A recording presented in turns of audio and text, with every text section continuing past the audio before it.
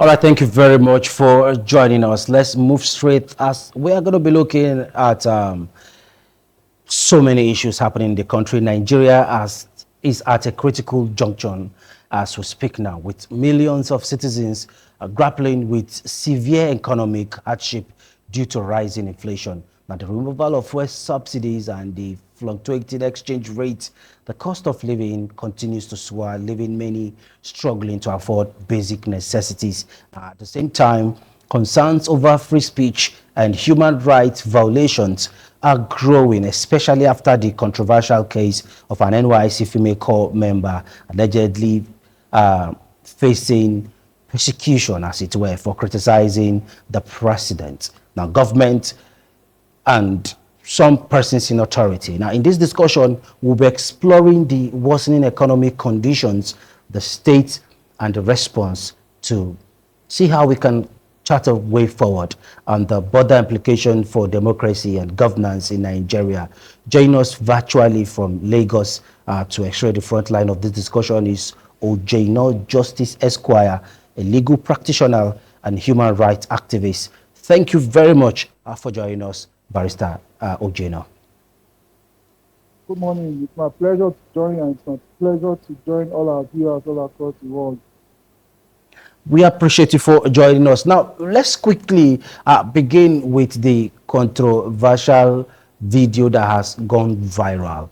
The young lady who actually alleged that the president is not doing well. She made some statements that actually caught the attention of NYC authorities.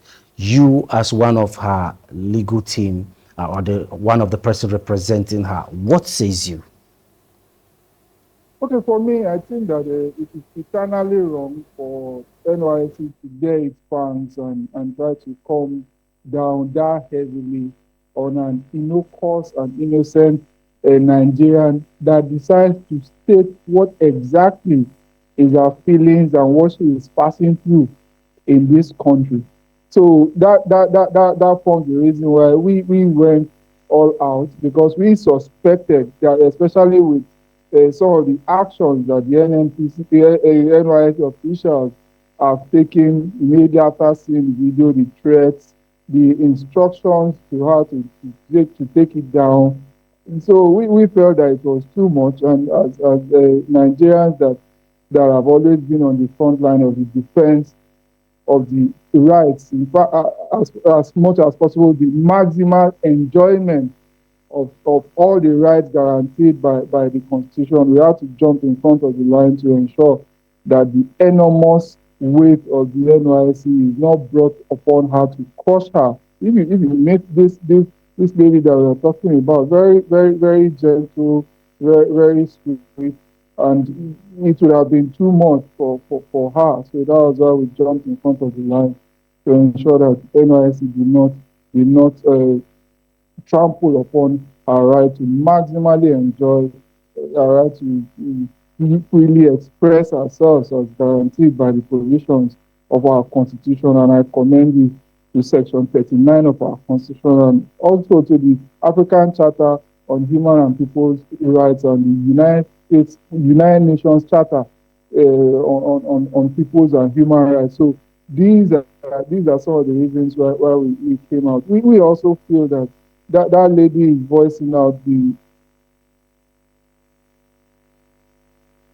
Also, we also urge all Nigerians, for as much as possible, don't say it in hush tones.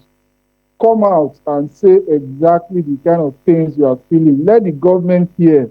Let them hear to the point where they amend their ways. If you observe, as of yesterday, a lot of people are calling her to come and try to become the president of Nigeria. Because of this outcry, as little as possible, the federal government has now started giving out 77,000 naira to the NYC, to various core members in this country. And if you observe, they've made that promise for more than 1 year now. It did not see the light of day until the hero came out to say how it is really, really hurting her, how that her 33,000 naira cannot even buy her a crate of eggs and accommodate some other of her needs. If she had not come out, we strongly know that the government would not have implemented the highfalutin promise they made at the time. So I feel that as much as possible, every Nigerian should learn to express themselves. It's a pillar of democracy. Once they express themselves in the loudest voice possible within the bounds of the law, the government, no matter how recalcitrant or how deaf it thinks they are, at some point they bulge and they shake and they cave in. Barrister Ojeno, I don't know if you are hearing us. Loud and clear. Okay, now, okay, let's get to see the clip and get a first-hand details of what she actually said. Then we'll return back and extend the front line of this conversation. I genuinely feel so overwhelmed, and I feel like if a lot of Nigerians come out and start speaking on what we are actually going through, then maybe changes will be made in the government. Don't you guys think? And this video, I just want to say to our president, I don't know if there have been any other president that is terrible, but you are such a terrible president. It is so hard. So I'm coming from the supermarket where I went to get foodstuffs, and everything has gone up again. It's just like every single week prices increase. I want to know, what is the government doing about this increment? Is there going to be a particular time where prices will stop going up? Is there going to be a particular time where things are going to go back? Guys, why am I going to get a crate of egg and they're telling me it is 6.5? It doesn't make any sense that egg will cost 6.5. Like, I literally can't remember when egg used to cost 800. And I'm so overwhelmed because this is literally my first time doing this adulthood thing alone. This is my first time moving out of my family house. This is my first time living by myself. And not just that, after I left the supermarket and I got home, my security is bringing NEPA bill, and NEPA bill has gone up by 2 times. Like, it's insane. I can't keep up with these bills. I am so overwhelmed and I'm so exhausted. Every single money that I have been making, I'm using it to pay bills. I don't even get to live properly. The craziest thing was, you want to go out to a certain location with your friends, and Uber is about 25,000. Like, even Uber, that we can't even take Uber. It is crazy. Like, why are things so expensive? And let's not even Lagos stinks. Lagos smells like shit. If you say, okay, I want to take a walk, I'm depressed, let me just take a walk, you can't even take a walk. Like, the place smells like crazy. Okay, now, Barrister Ojeno, we've gotten an understanding of some of the things she said. Now, she actually got serious backlashes from some members of the society. But do you think, with the reaction from the NYC authority threatening her to take down the video, do you think the issue of freedom of speech is under threat? Then, if we want to look at it critically, did she actually go beyond boundaries by saying the president is terrible? Okay, for me, I feel that one of the quotes I'll fall back on in a time like this is I think the tagline of Washington Post, the American newspaper, where they talked about the fact that democracy dies in darkness. And Voltaire too, as a journalist, one of the most popular quotes that every journalist is taught is that of Voltaire, which says that I may not exactly like what you are saying, but I'll defend my life with my life your right to be able to say it. See, my brother, uh, as much as possible, we have to be able to see that freedom of expression is a cardinal right in a democracy, and we have to do everything we can to defend it to the hilt. That lady, as she just try to enjoy to the maximum her constitutional right to express what exactly she was feeling. I don't think she went above and beyond what the constitution stipulates. I'm holding myself back from saying or referencing what the NYC regulations stipulate, because one of their reasons for going without to the place that day was to watch the NYC officials actually serve us in written form what offense they are saying or what part of the bylaws they are saying that she has breached. But they were cowardly, of course, as Showore popularly said on that particular day. that they were nowhere to be found. So till now, there has not been any allegation formally leveled against her of her breaching any NYSC code as people are speculating. And what we usually say in law is that if there is no allegation against you, everything is merely speculatory and academic, and a court is not supposed to attend or speak to academic matters. So as it stands, there has not been any crime officially or formally met, said by the NYSC to her that she has committed in the circumstance. So that is why, as much as possible, too, we keep saying that what she expressed on that day was an innocent, innocuous, heartfelt uh, pain, and this pain is not unique to her. It is what every average Nigerian is saying. It's what every average civil servant is saying. And you see these things she's saying, everybody says it in hush hush tones in the corners of their houses, in the corners of their offices. But she is blessed with the extra talent of courage to be able to say it on camera, even though she didn't say that it would go this viral, but eventually did. And we shouldn't hold her for it. Everybody is feeling these pangs. And some of the developments, some of the improvements that have been made in recent time, as I earlier referenced, is as a direct result of the courage of this young lady. And we should not allow anybody try to harangue her. It's possible, yes, we saw, and it's very, very pitiable that a lot of Nigerians, especially, we count them as political hitmen or social media hitmen that seriously went after her, and we're trying to seriously denigrate her. We think that the most unfortunate and possible, every Nigerian that is facing what what this country, what this government is meting out to them, to learn to speak confidently and courageously to power. And if anybody is doing so, we should join hands and praise such a person. But now, those you call political hitmen to an extent, they are of the opinion that some of these statements are they're kind of derogatory and it can trigger public unrest. So how do we draw a line between freedom of speech and national security? Okay, for those people, I think what they have is a thin thing, and they should stick to it. You see, there are a lot of things that we put ourselves in positions, and a lot of things that we want to get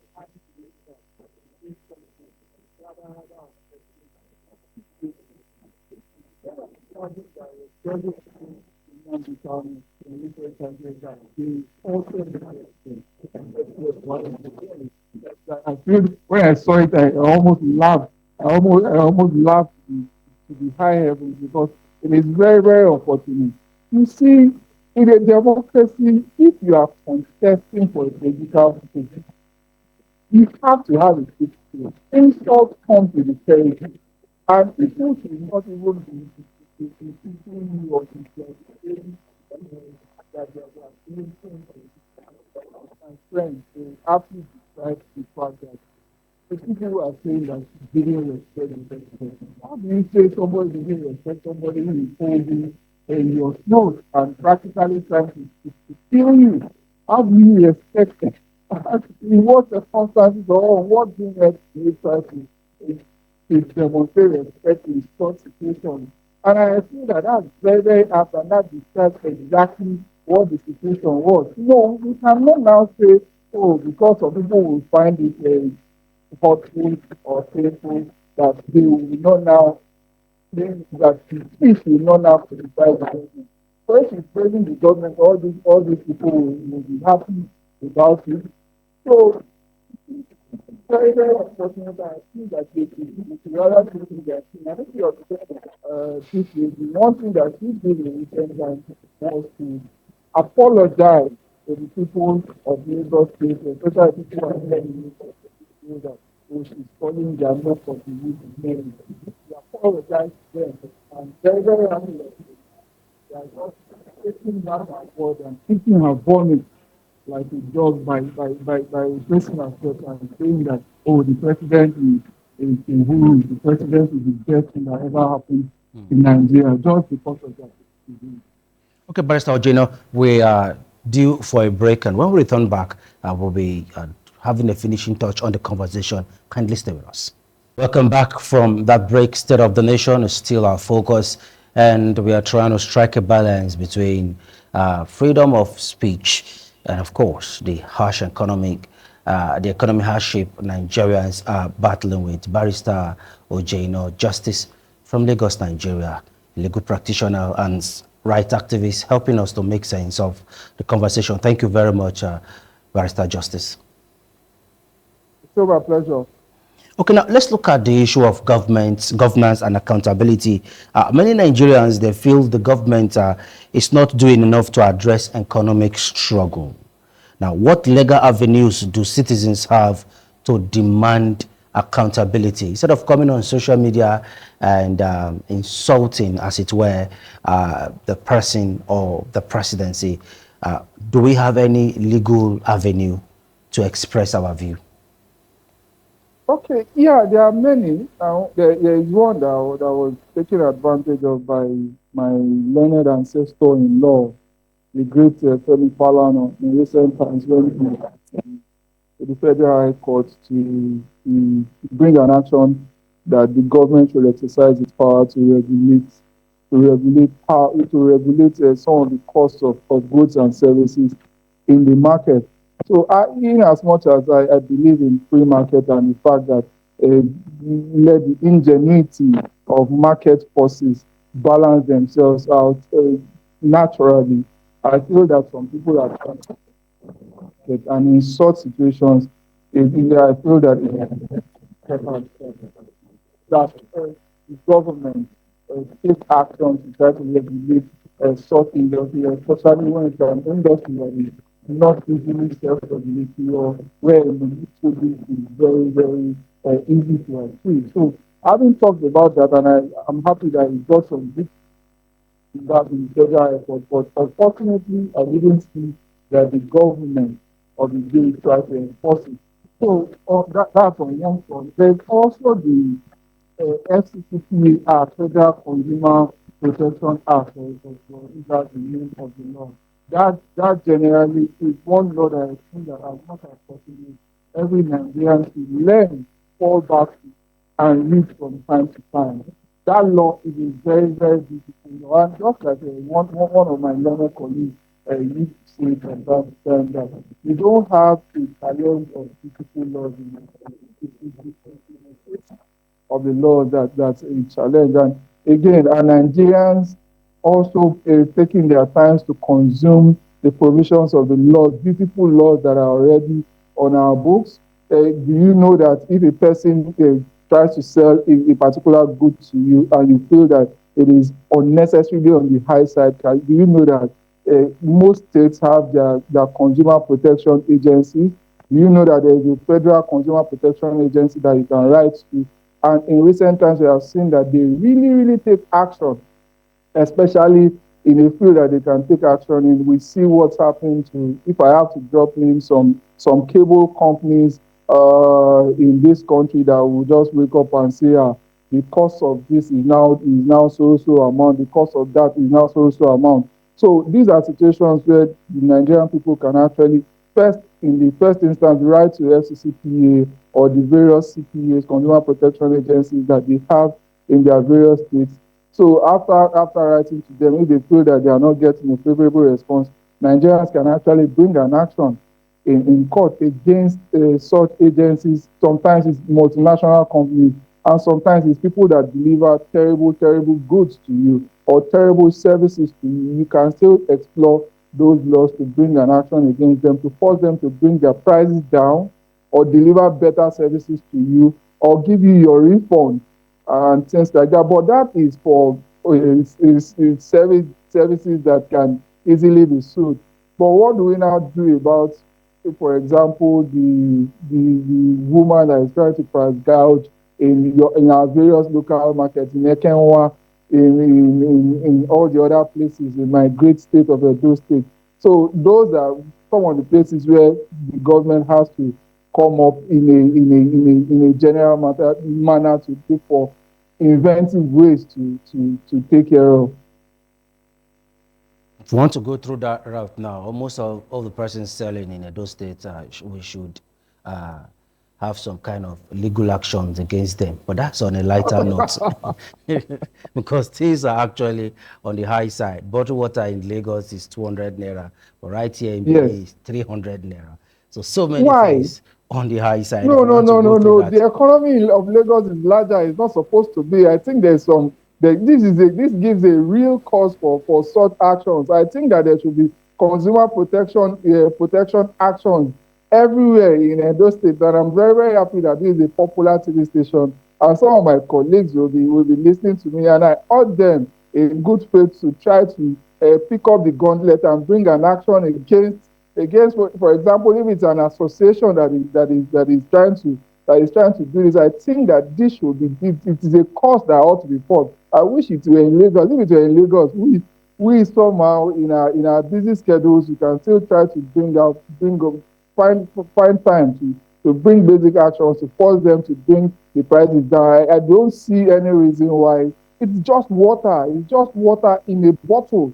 There is no reason why it should be that much. Inflation is not that bad. I think that there are some bad faith actors that are taking advantage of the system, and I call on the well-meaning lawyers in Edo State to look into this again. And in the event that well-meaning lawyers are too busy, the average Edolite can also look into this and bring their lawyer or force their lawyer to try to look for something that they can do about this. Water is life. Water is life, and everybody is entitled to good quality drinking water. And definitely. under no condition should, because everybody depends on it, should it now be something that will now place so much an unnecessary premium on. So I call on every Edolite to do something about it. They should put pressure on the government. This is not acceptable at all. Water is life. Water is the number one key to nutrition. And as much as possible, if anything, it should be the cheapest commodity in Edo State. Definitely, Barrister Ojeno. Maybe some of us will be having you as our personal lawyer to see how to ensure that we get justice for the too much price we have paid for certain goods and services. But let's quickly look at the issue, the trade of war that happened recently at the Senate when the committee for when the committee headed by Barrister Neda Emaswe met recently, the ethics committee, when they met to look at the issue of the suspension of Natasha Oduaga now. Some of her representatives actually had it very hot. The person of Obi Ezekwesili and Senator Unwaiboy. What says you? I don't know if you have seen that clip, looking at the trade Yes. of war and the embarrassment that is where that it caused to these two personalities. What is your take? Okay, first, I'm going to take advantage of this platform and just also say what I've been repeatedly saying. That first, the Senate is wrong on all fronts, and I'm not one that will say that we have the power to suspend Senator Natasha. And of course, I'm also doing the state of emergency, the declaration of state of emergency in state and in the elected officials and not be removed by other elected officials. So having said that, I am very, very saddened at the show of pain, national show of pain. And I feel that it's becoming we are almost in a shameless nation, especially at the federal level. And I'm seriously, seriously saddened. Because I think that it is not right for Madam Obi Ezekwesili, a human that I seriously, seriously respect, to have said to a sitting senator on the Federal Republic or any other adult whatsoever to shut up.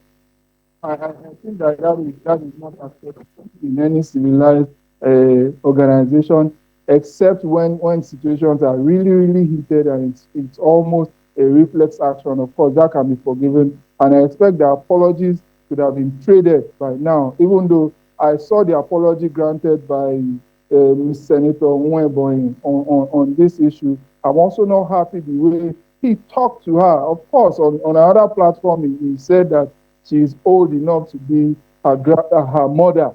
So, but the apology was half-hearted. It wasn't a total full apology, frontal apology, and that's part of that. Those are some of the minuses that I'm going to record on the side of the column of each of the actor. But generally, as much as possible, I feel that we have to do something with respect to the optics that we are generating, especially from the Senate. The Senate is making the image of Nigeria go downward and downward and downward. And I think that it starts with the leadership. And a lot needs to be done. A lot needs to be done. We cannot be having, before the close of a week, we have a show of shame from the Senate. Before the close of another week, we have another show of shame from the Senate. They should be fed up with what they are feeding Nigerians with. What is her fate? Though she's been suspended and she's gone to court and she has tried to speak out, both at international level and at local level. She has tried to speak out. But some persons are saying she doesn't have proof, no proof to some of her claims. Why some are saying the Senate president should step aside so that justice can be served as a legal practitioner. Let's look at it holistically. What is the side of the law? Okay, for me, I may not be able to comment on the part of it that's in court. So I'm seriously restricted by the ethics of my profession. It's going to be prejudicial, it's going to be subjudicial. So I may not be able to comment on that part. But some of the things that I've been saying way before now, of course, I align myself in total with the rank and file of persons that say that the only proper thing to be done in this situation, if there is indeed an investigation that is not in court, is for the Senate president to step aside while the investigation is being conducted. That is the only proper standard thing on an international stage that is acceptable. If he's seated there, there is going to be serious influence of the mode and manner that the investigation is going to be conducted. So that's number one. As for people that are saying that there is evidence or there is no evidence on the part of Senator Natasha, I humbly want to urge everybody, all of us, to keep our gunpowder dry in this regard, because there are already matters in court, and I feel that in due course, at the due time, it is going to be obvious to everybody whether indeed there was evidence or there was no evidence. So we should all keep our gunpowder dry. The jury is still out on that. Everybody should just still maintain some, in a manner of, if we have to talk in Gen Z language, we should maintain our steez pending when the outcome of all the court processes and investigations come out. So we should not prejudge in that regard too. Okay, now, on a final note now, you said we should maintain our steez, but when the pocket is empty and you cannot probably get some basic amenities, you might lose composure. But however, what is your message to young Nigerians who are increasingly frustrated with the system they are facing with currently with this government? Okay, one of the things that I would say majorly is that they are not as much in a state of despair as some of us are, because we are followers and only we are steady followers of the developments in Nigeria. So if some of us have not lost faith, I beg them. I know it's not an easy one. It's not an easy one at all. I beg them and I urge them to keep having faith in the fact that Nigeria can actually get better if we take the right actions. And when we see people who are taking the right actions or who are demonstrating unusual courage like Raye, we should join at least in a way to support them. For a person like me, I'll leave the important things to me and rush down to ensure that at least you get some support from me. And for you that can support, whether on social media or using any of your platforms, I urge that we continue to do that, because that's the only way that we can hold this leadership accountable and get a better bargain for for ourselves as Nigerians. We do not have any other country that we can call our home, even if we have a visa or we have a green card or we have a citizenship of any other country. We must know that most times countries design their citizenship process in a way that it can be revoked. So it can still be thrown out. You can see what's happening in the US now with everybody that feels that they already have their green card. Even people with green card, they are being prevented from coming back into the country. Some of them are being thrown out. So there is no other country. I said all of those to say that there is no other country we can call our own. This is the only country that we have. And in local parlance, we usually say that monkey no fine, mama like am. And I think that to an extent that is about the attitude that we should have about Nigeria. We can't leave it to this set of leaders.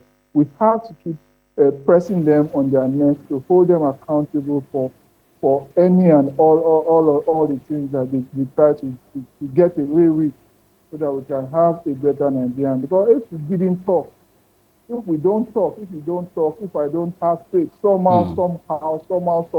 I'm not saying all the situations are aligned to inspire faith easily. In Very fact, true. faith of by Yeah. nature is something that has to be brought out from where a situation that's impossible. So that generally is my take. Now, an average Nigerian think of where the next food is coming from, while our politicians, they think of the next election. Do you think our politicians are being sincere with our plight? Okay, for me, I think that it is not even just our politicians. It's unfortunate that it is stuck in trade of politicians all across the world. For example, if an American politician wins an election today, he is already being scared of being primary in the next cycle. So it's a peculiar thing with politicians generally all across the world. But I now feel that it is doubly unfortunate in Nigeria because they are almost in a perpetual state of politicking and not government at all, at all. And that's why I feel that it is very, very unfortunate in Nigeria. And that is what makes their own world, their own panorama different from our own world in Nigeria. They almost, like the Holy Book will say, they are like the high priests that are not taught by the pains and pangs and infirmity of its people.